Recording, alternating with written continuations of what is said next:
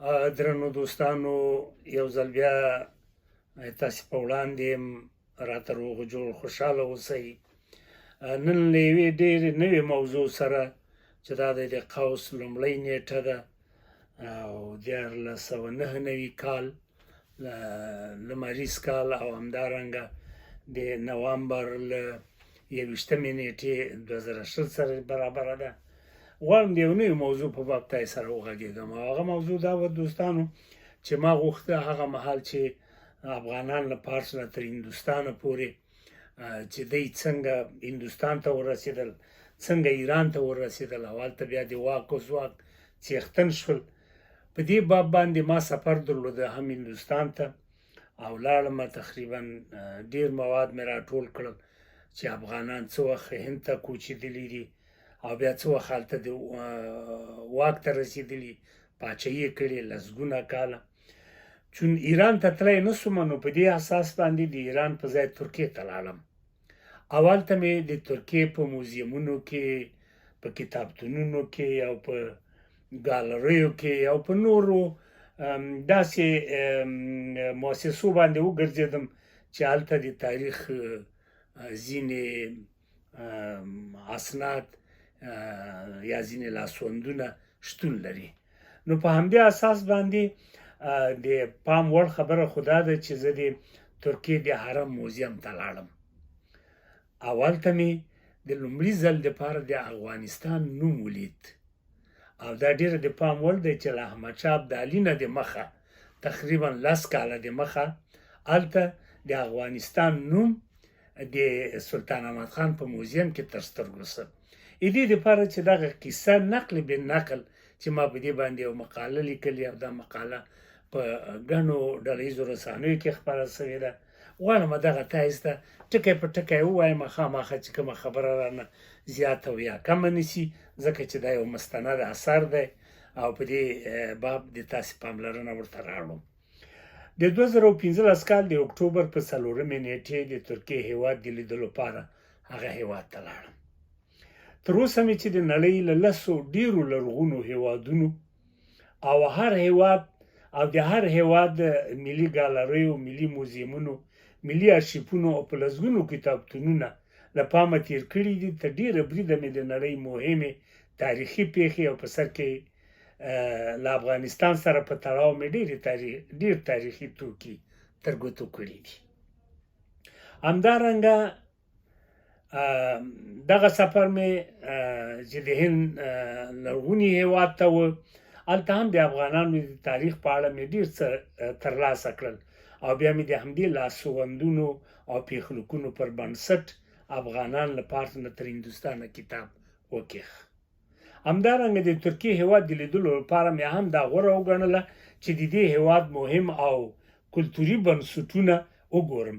لومړی د اکتوبر په 6مې نیټې د استانبول د هغه نامتو جومات سلطان احمد خان چې په 1415 او 1419 نه تر 1415 کلونو په مابین کې ودان شوی دی، د هغه په انګړ ورننوتم چې اسلامي پرتم او دبدبه یې د اسمان څکو منارو له هسکو شملو له ورایه تر سترګو کېده. د دې جومات ډبرین هډوکي د اختیا او حیرانتیا وړ ول. نه یوازې زه بلکې په لسګونه نندارچیان ورته حق پک ول. کله چې څوک دغه لرغوني جومات او د ده په جوړښت کې ځانګړی نوښت ګوري، نو هرومرو ورته په زړه ګرځي چې د هغه وخت انجینران او مهندسین له نبوغ او نوښت نه داسې ډک کارونه ترسره کړي دي چې د اوس مهال د رغونې مهندسان ورته هم ګوته په خوله دي. موږ د 10 بجو شاوخوا د جومات په وره ورننوتو. د جومات هرې برخې او هر ډبلیک دومره بوخت کړو چې کله د پای څنډې ته ورسېدو په موږ 6 ساعته تیر شوي ول او د مازدیګر 4 بجې له جوماته راووتو. دا هغه جومات دی دوستانو چې تاسې په تصویر کې لیدلی سئ، چې وګورئ په څونه شان و شوکت باندې له نن نه تقریبا 100 کاله وړاندې جوړ دی. د اکتوبر په 8 نیټه د همدې جماعت مخامخ چې ښایي د 1 کیلومتر په شاوخوا کې واټن درلود یو بل نامتو موزیم چې په ترکیه کې ساری نه لري ورغلو. دې موزیم ته هم په سلګونو سیلانیان د ټیکټ د اخیستلو لپاره په قطار کې ولاړو. موږ هم اوږده تم نه وروسته په دې بریالي شولو چې ټیکټونه ترلاسه کړو. کله چې موزیم لوی وره ته ورسېدو انګړ ته څیرمه کین پلو ته د یوه لرغونې کلیسا آیا سوپا نښې نښانې تر سترګو شوې. دا کلیسا د لومړي ځل لپاره د رومن امپراتور دویم کنستانتیوس په 360 زیږدي کال پرانیستې وه. د مسلمانانو د واک او ځواک په مهال یعنې په 1453 کال دغه کلیسا په یو ستر جماعت بدله شوه. تاسو پوهېږئ چې په دغو شاوخوا کې دوستانو دا هغه وخت دی چې د قسطنطنیې فتح کېږي او د قسطنطنیې فتح د نړۍ په تاریخ کې بیا خصوصا د مسلمانانو په تاریخ کې ځانګړی ځای لري. د دغه جماعت جوړښت د بېلابېلو شاهانو او واکمنو په رغښت دومره د پرتم وړ دی چې د ورځې په زرګونو نندارچیان سیل او لیدلو ته تم وي. خو د مصطفی کمال اتاتورک د واک په مهال 1953 زیږدي کال دغه جماعت په یو ملي موزیم بدل او د هر چا د لیدلو لپاره پرانیستل شو. د نوموړي د واک په مهال او بیا له ده نه وروسته لرغونپوهانو، انځورپوهانو، کارپوهانو ته دنده وسپارل شوه چې د جماعت په دیوالونو، چتونو او دالانونو په ټوله کې داسې کندنې وکړي چې تیر لرغوني توکي او انځورونه له سره راوسپړي، نندارچیانو او سیلانیانو ته په ګوته کړي. کله چې سړی د موزیم له انګړ نه ماڼۍ ته ورننوځي په لومړي دالان کې د ترکیې د هېواد د بېلابېلو واکمنو لنډ ژوندلیکونه، انځورونه او ډبرلیکونه په بېلابېلو ژبو کښل شوي دي. د یو شمېر انځورونو عمر ان د مخزېږدي پېړیو د مخه چې شاید 2000 کاله په شاوخوا کې وي یو ټاکلی زمان په ګوته کوي او یو شمېر نور بیا د زېږدیزو پېړیو ځانګړی ډول د کلیسا د جوړېدو تر مهال تر هغې چې ترکیې کې د اسلام سپېڅلی دین خپرېږي هم تر سترګو کېږي. د اسلامي پیر د ټولواکمنۍ ټولې پېښې د هر واکمن د واک پر مهال په لنډیز سره په دغه لومړي دهلیز کې لیدلی شو. د دهلیز کیڼ لور ته یو پرلهپسې ویډیو هم چالانه وه چې د ترکیې لرغونی تاریخ یې بیانوه. په دویم دهلیز کې کیڼ لور ته یوه زینه پورته شوې ده چې په خپله د زینې جوړښت د وخت د مهندسینو پوهې، وړتیا او پیاوړتیا ته سړی ګوته په خوله کېدی شي. د همدې دالان په منځ کې د کلا د دروازې په څېر یوه بله لویه دروازه د موزیم منځ ته چیرته چې یوه ستره ګمبزه ودانه ده ورماته شوې ده. ګمبزه دومره هسکه او لوړه ده چې د سړي خولۍ له سره ورته غورځي. د ګمبزې په شاوخوا کې کلیسا او جماعت د جماعت نښې نښانې دواړه ښکاري. د عیسی علیه السلام د مور انځورونه، د اسلامي پیر محراب او منبر او نور د بېلګې په توګه یادولی شو. د موزیم دویم پول هم له احتیا او حیرانتیا ډک دی. نه یوازې د ماڼۍ جوړښت او پرتم یې د پام وړ دی بلکې د لرغونو توکو شتون یې د وخت دبدبه په ګوته کوي. د ماڼۍ ختیځ شمال او سهیل ته له سمندر نه رابېله شوې تړانګه چې د لویو او وړو بیړیو تګ و راتګ پکې سړکونه ټاکلي دي د ماڼۍ ښکلا څو برابره زیاته کړې ده. دوستانو له دغه نه د دې موزیم نه بیا یو بل موزیم چې د سلطان احمد خان د موزیم په نوم یادېږي. دا یو بله ډېره په زړه پورې کلا ده او په دې کې دومره لرغوني توکي شتون لري چې سړی ورته ګوته په خوله پاتې کېږي. دې ته هم راځم او په دې هیله چې تاسې رانه ستړي نه شئ. د همدې موزیم همدې لور ته له عجایبو ډک بڼ لکه مخکې چې ما تاسو ته انځور در وښود څو ډول ډول ماڼۍ یو د بل پسې کتار شوي دي. خو کوم څه چې د سیلانیانو او په تیره ماته ډیر د پام وړ و هغه د حرم ماڼۍ وه. زما د لیکنې موخه همدغه د حرم ماڼۍ ده. ما ته که د حرم ماڼۍ که له یوې خوا په خپله د دې ماڼۍ جوړښت او رغښت د پام وړ و، خو له بلې خوا کوم څه چې ما د افغانستان په تړاو له دې ماڼۍ نه ترلاسه کړل زما د ژوند له ډېرې خوږې او نه هېرېدونکې خاطرې څخه یوه هم همدا ده. او په همدې شیبه کله چې زه حرم ته ورنوځم ښه به وي چې د حرم د شاوخوا سیمو یو لنډ جاج واخلم او یو لنډ نچورې تاسو درنو دوستانو ته وړاندې کړم. د استانبول د ښار دغه ټوله سیمه د یوې کلا حیثیت لري. د سمندرګي مخامخ رابېله شوې شیله چې د کلا سویل ختیځ او شمال لور ته پرته ده داسې برېښي چې د کلا مورچلونه همدې لور ته کاږل شوي دي. که چیرې دښمن له همدې لارې غوښتل راننوځي نو له مرګوني برید سره به مخ شي. د دې کلا ډیره برخه چې یوازې لویدیځ لور ته د لرغونو او انتیکو توکو د خرڅلاو بازار دی، نوره ټوله د سمندر اګل ته مخامخ پرته ده. سړی داسې فکر کوي چې ګنې دغه اګل د سمندرګي انګل ده. د دې کلا غوښنه برخه په سوونو جریبه ځمکه کې ودانه شوې ده او په منځ کې لوی او وړې لسګونې کلاوې د ملکې او د پوځي چارواکو استوګن ځایونه او همدا ډول عبادت ځایونه، وسپلونه او جوماتونه ودان دي. اوس هم د کلا ډیره برخه ښکاري او نورو برخو نښې نښانې یو څه تتې برېښي. د حرم د ماڼۍ مخامخ چې د بڼ لمنه د سمندر تر بریده خوره وره پرته ده ډېر زړه راښکونکې ده او په خپله د ماڼیو جوړښت چې له ډبرینو خښتو ودانې شوي دي داسې ښکاري لکه د غره یوه برخه چې توږل شوي وي او بیا یې د ماڼیو دیوال ترې درولی وي.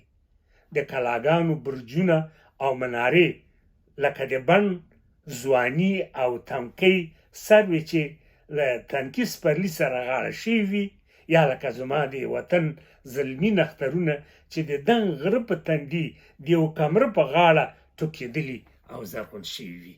داسې ښکارېده. په دا سبا مو غبرګ دوه ټکټونه چې یو ټکټ عمومي بڼ لپاره او بل ټکټ یوازې د حرم ماڼۍ ته ځانګړی شوی ترلاسه کړ. د حرم په لومړي پوړ کې د وخت د وزیرانو د شورا خونه وه. د وخت د پوځي وسلتون څو پرله پسې خونې وې. همداراز د لسګونو ګړیو یعنې ساعتونو او د قطبنما خونې مو له سترګو تېرې کړې.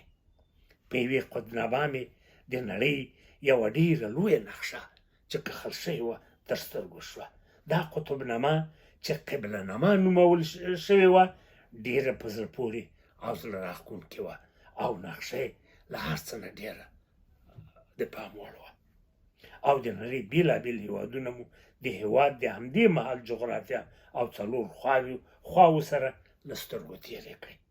د افغانستان د نوم او جغرافیې په لټه کې شوم چې وګورم آیا احمدشاه ابدالي نه د مخه د افغانستان سیاسي نوم او جغرافیه څومره څلور خواو ته کوم هېوادونه پراته وو او په کومو نومونو یادېدل. ما داسې فکر کوو چې افغانستان به په دغه مهال د آریانا او یا د خراسان په نوم یاد شوی وي. نو ځکه مو نقشه له سترګو تېره کړه ان دا چې د دې خونې ساتونکي یوه پولیسه مېرمن وه چې موږ ته یې څو وارې ګواښ وکړ ګڼه ګونه مه جوړوئ او ووځئ، خو موږ په یو پلمه په بله پلمه تم شو. دوستانو دغه نقشه چې هلته د قطبنما په طور موجوده ده دغه دی او دلته تاسې کتلی سئ چې دغه نقطه کې هغه کوم شي بسې چې زه سرګردانه ګرځېدم دلته تر سترګو کېږي. کله چې نقشه کې د آریانا او خراسان نومونه تر سترګو نه شول نو بیا مې د افغانستان د نوم لټون پسې مې بډې راووهلې. د نړۍ هېوادونه مو څو وارې په سترګو کې راغبر کړل او له نیکه مرغه چې له اوږده لټون نه وروسته مو سترګې په یو نوم خښې شوې چې کښل شوي و افغانستان. خدای شته د دې نوم په لیدلو دومره خوښه او خوشحاله شوم چې د دغه احساس له لیکلو عاجز یم.